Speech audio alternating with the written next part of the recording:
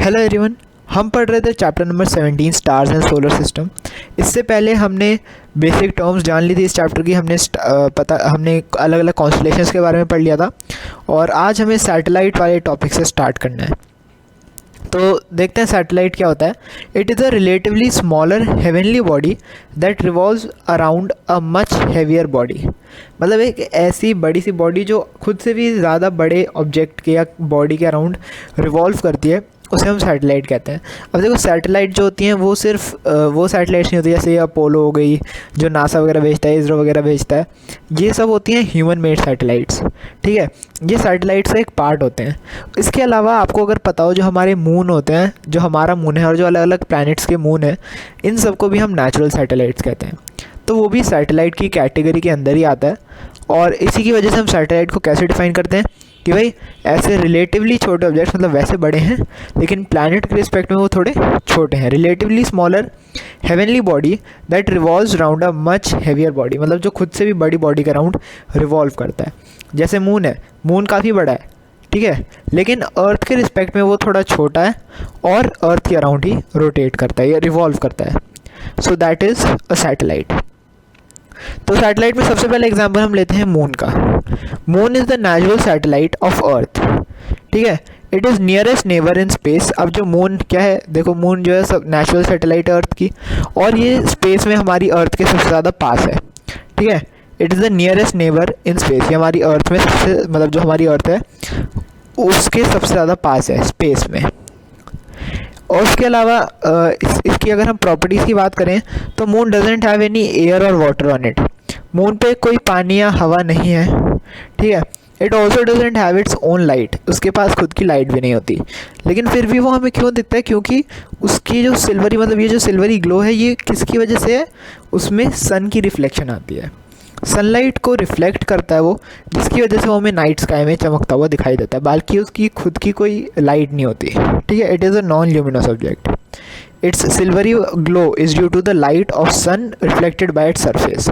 जो सन की लाइट वो रिफ्लेक्ट कर रहा है, उसकी वजह से उसमें वो चमक आती है। Next, movement of moon. अब मून रिवॉल्व कैसे करता है? जैसे अर्थ रिवॉल्व करती है सन के अराउंड, किसी एक डेफिनेट पैटर्न में रिवॉल्व करती है, तो सिमिलरली मून भी अर्थ के अराउंड रिवॉल्व कैसे करता है? इट टेक्स अप्रॉक्सीमेटली 29.5 डेज या फिर आप 30 डेज मान सकते हो to complete one revolution around earth. मतलब अर्थ के अराउंड एक रेवोल्यूशन कंप्लीट करने के लिए मून को अप्रॉक्सीमेटली 30 डेज या फिर हम पूरा कहें तो 1 महीना लगता है। During this revolution one half of moon is always illuminated. मतलब अगर आप अपनी बुक में डायग्राम देखोगे तो उसमें आपको ज़्यादा क्लियरली पता चल जाएगा कि ये क्या कहना चाह रहा है। मून जो है उसको अप्रॉक्सीमेटली 30 डेज लगते हैं अर्थ के अराउंड एक रेवोल्यूशन कंप्लीट करने के लिए। उसके बाद वो कह रहा है कि जैसे जैसे हमारा ये जो मून है ये रोटेट करता है या फिर रिवॉल्व करता है, हमेशा उसकी एक साइड दिखती है। इसका रीज़न क्या है? भाई मून जो है वो एक 3D सरफेस ऑब्जेक्ट स्फीयर है। ठीक है, तो उसकी जो आगे वाली साइड है जहाँ पे सन की लाइट पड़ रही है, वो वाली साइड हमें दिखाई देती है, तभी वो हमें सर्कल दिखाई देता है ना, सर्कल की फॉर्म में। और जो पीछे वाली साइड है वो क्या है? वो डार्क साइड है जो हमें नहीं दिखती। जो मून की बैक साइड है वो हमें नहीं दिखती। तो 2 साइड्स हैं मून की। ठीक है, तो रेवोल्यूशन के वक्त क्या होता है? जो उसकी इल्यूमिनेटेड साइड है वो हमेशा दिखती है, और जो नॉन इल्यूमिनेटेड है, जो बैक साइड की तरफ है जहाँ पे सन की लाइट नहीं पड़ रही है डायरेक्ट, वो हमें नहीं दिखती। ठीक है, उसके बाद the lighted portion appears to change its shape due to relative motion of the earth, moon and sun. अब ये जो लाइटेड पोर्शन भी हमें दिखता है, अभी हमें हमेशा पूरा एक सर्कल थोड़ी ना दिखता है, कभी कभी एक क्रेसेंट भी दिखता है। क्रेसेंट कैसा होता है? इस शेप का, इसे कहते हैं क्रेसेंट। ठीक है, ऐसे अलग अलग, कभी थोड़ा मोटा क्रेसेंट, कभी पतला क्रेसेंट, तो ये सब हमें अलग अलग शेप्स दिखती हैं। तो ये अलग अलग शेप्स दिखने का क्या रीज़न है? कि ये होता है due to the respective relative motion of earth, moon and sun. देखो सन जो है वो तो फिक्स्ड है। अब सन के अराउंड अर्थ रोटेट कर रही है, रिवॉल्व कर रही है, सॉरी रोटेट नहीं कर रही है, रिवॉल्व कर रही है, और अर्थ के अराउंड मून रिवॉल्व कर रहा है।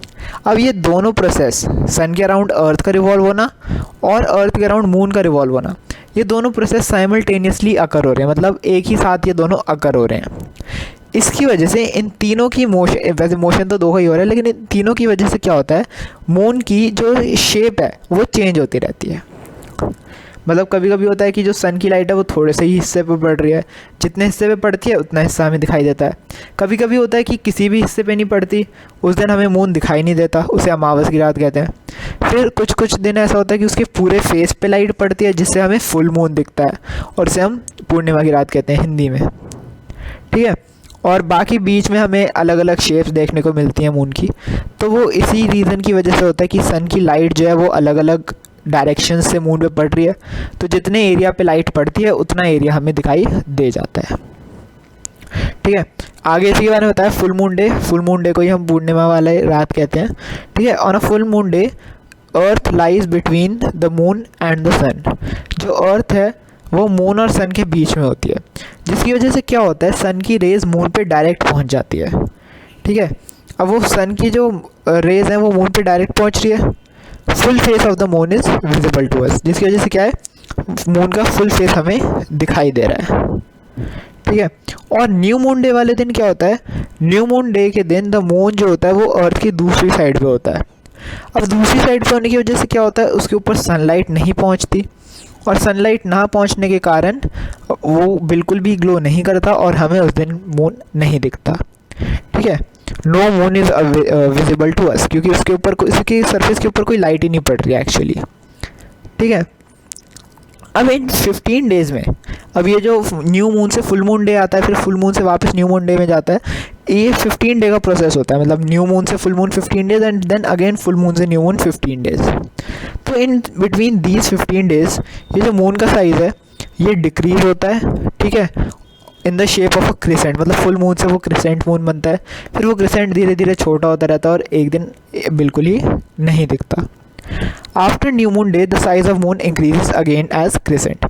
अब न्यू मून आ गया, न्यू मून आने के बाद फिर दोबारा से वो छोटा सा क्रिसेंट बनता है, फिर वो क्रिसेंट बड़ा होता रहता है और फिर धीरे धीरे करके वो एकदम से फुल मून बन जाता है, ठीक है। उसके बाद है द मून्स सरफेस।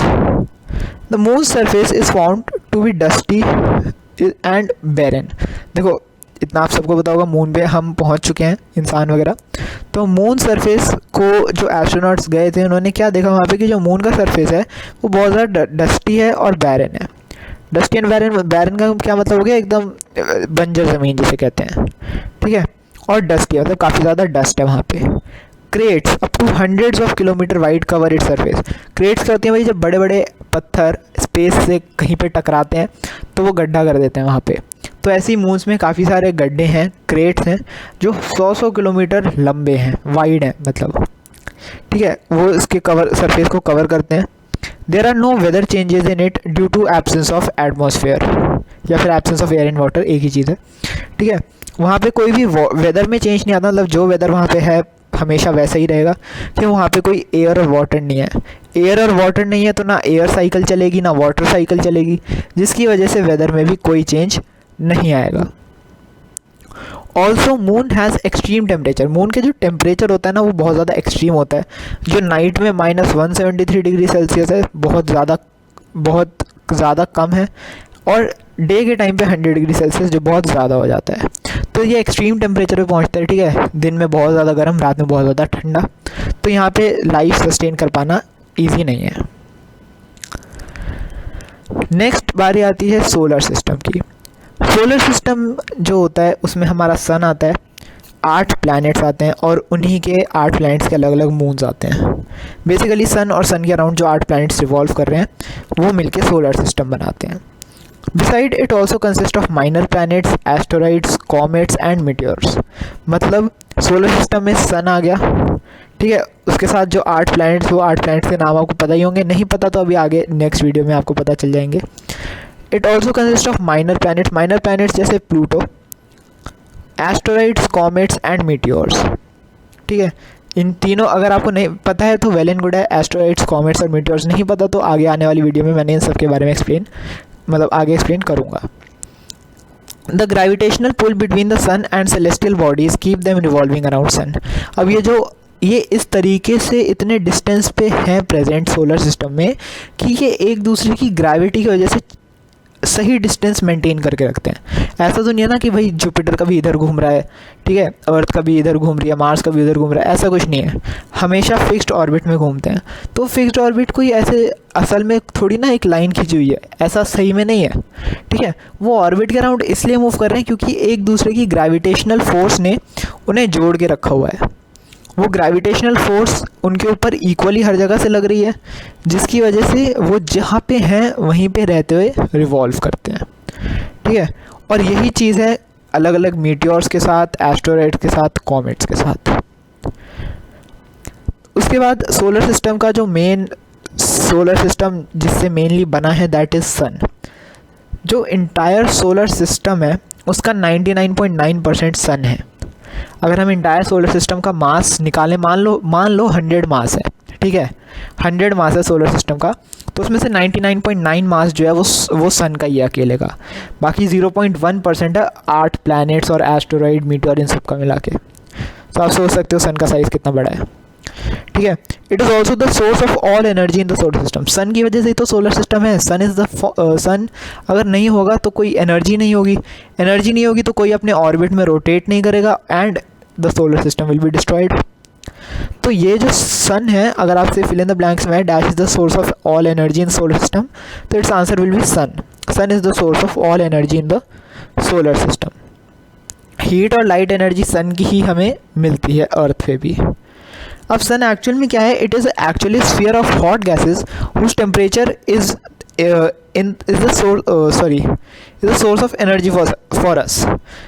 जो स्फीयर है सन, वो हॉट गैसेस से बना हुआ है और उसका टेम्परेचर इतना ज़्यादा है कि वो हमारे लिए एक एनर्जी सोर्स की तरह इस्तेमाल करा जा सकता है। मतलब उसकी जो हीट एनर्जी, जो उसकी रेडिएशंस आ रही हैं अर्थ पे, वो हीटिंग पर्पसेस के लिए और लाइटिंग पर्पसेस के लिए, दोनों के लिए ही यूज़ करी जा सकती है। सन की साइज़ की बात करें तो वो 100 टाइम्स है अर्थ के रेडियस। उसका सिर्फ जो रेडियस है सन का, वो अर्थ के 100 टाइम्स है और उसका मास जो है वो मिलियन टाइम्स है अर्थ के, ठीक है। मतलब अर्थ के मास से मिलियन टाइम्स ज़्यादा है सन का मास और उसका रेडियस 100 टाइम्स है, ठीक है। सन के बारे में इतना है। अब आज का फाइनल टॉपिक है प्लैनेट्स। प्लैनेट्स के बारे में नहीं पढ़ेंगे, मतलब अलग अलग प्लैनेट्स के बारे में नेक्स्ट वीडियो में पढ़ेंगे। अभी बेसिकली देख लेते हैं प्लैनेट्स को। जनरली हम प्लैनेट्स कहते हैं कि इन चीज़ों को है। तो जितने भी ब्राइट हेवनली बॉडीज़ होती हैं हमारे आसपास जो रिवॉल्व करती हैं सन के अराउंड, उन्हें हम कहते हैं प्लैनेट्स, ठीक है। प्लैनेट्स के पास उनकी खुद की लाइट नहीं होती और इसीलिए वो ट्विंकल भी नहीं करती है। तो हमने स्टार्टिंग में ही पढ़ लिया था, फर्स्ट डेफिनेशन जो पढ़ी थी। They appear bright. अब वो हमें फिर भी ब्राइट क्यों दिखते हैं? Due to the light of sun reflected by them. जो केस मून के साथ है वही केस प्लैनेट के साथ है, ठीक है। उनकी भी खुद की लाइट नहीं है प्लैनेट्स की, वो सन की लाइट रिफ्लेक्ट करते हैं, इसलिए हमें नज़र आ जाते हैं, ठीक है। They appear bright due to light of sun reflected by them. All these planets move in elliptical shaped path called orbits. ये जो अलग अलग प्लैनेट्स हैं ये एलिप्टिकल शेप्ड पाथ में रिवॉल्व करते हैं सन के अराउंड, जिन्हें हम ऑर्बिट्स कहते हैं। एलिप्स का मतलब आप समझते होंगे ना, सर्कल। ये सर्कल होता है, मतलब सर्कल होता है जिनकी ये वाली साइड और ये वाली साइड इक्वल होती है। रेडियस, मतलब ये रेडियस इक्वल होता है। और एलिप्स होता है कुछ इस तरीके से, जिसका ये एक पार्ट छोटा होता है और दूसरा पार्ट बड़ा होता है। तो ये डिफरेंस होता है सर्कल में और एलिप्स में, ये आपको जानना ज़रूरी था। उसके बाद अब यहाँ तक आपको मैं अज्यूम कर रहा हूँ समझ आ गया होगा। उसके बाद these 8 planets are divided into 2 categories. अब ये जो 8 प्लैनेट है ना हमारे सोलर सिस्टम में, पता है ना कौन कौन से होते हैं? Mercury, Venus, earth, Mars, Jupiter, Saturn, Uranus and Neptune. ये 8 प्लैनेट्स होते हैं। तो ये 4-4 के ग्रुप में डिवाइड होते हैं। सबसे पहले आते हैं द टेरेस्ट्रियल प्लैनेट्स।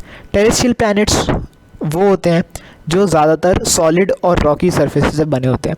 एग्जांपल लेने की ज़रूरत नहीं है भाई, हम जहाँ रह रहे हैं अर्थ, वो ज़्यादातर किससे, मतलब हाँ ठीक है वाटर का अमाउंट ज़्यादा है, लेकिन फिर भी terrestrial land, solid, Rocky surface भी बहुत है। तो इसीलिए टेरेस्ट्रियल प्लैनेट्स को हम कैसे डिफाइन करते हैं? वो प्लैनेट्स जो सॉलिड और रॉकी सरफेसेस से बने हुए हैं। एग्जाम्पल हो गया इसका mercury, Venus, earth and Mars, ठीक है। मरकरी, वीनस, अर्थ, मार्स ये टेरेस्ट्रियल प्लैनेट्स हैं।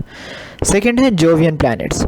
जोवियन प्लैनेट्स होते हैं जो ज़्यादातर गैसेस से बने हैं, ठीक है। The Jovian planets are very large in size and are made up of largely of different gases. मतलब ज़्यादातर उनमें अलग अलग गैसेस से ही वो बने हैं, थोड़ा बहुत उनमें सॉलिड रॉकी पार्टिकल्स प्रेजेंट हैं। ठीक है, ये काफ़ी ज़्यादा बड़े होते हैं साइज़ में। जुपिटर, नेपट्यून, सैटर्न, यूरेनस, ये 4 हमारे सोलर सिस्टम के लार्जेस्ट 4 सबसे बड़े प्लैनेट्स हैं। ठीक है, इसके यही एग्जांपल हैं इनके, Jupiter, Saturn, Uranus and Neptune, यही जोवियन प्लैनेट्स के अंडर आते हैं। इसी के साथ हमने प्लैनेट्स तक पूरा पढ़ लिया है। नेक्स्ट वीडियो में हम इन्हीं प्लैनेट्स के बारे में डिटेल्स में पढ़ेंगे।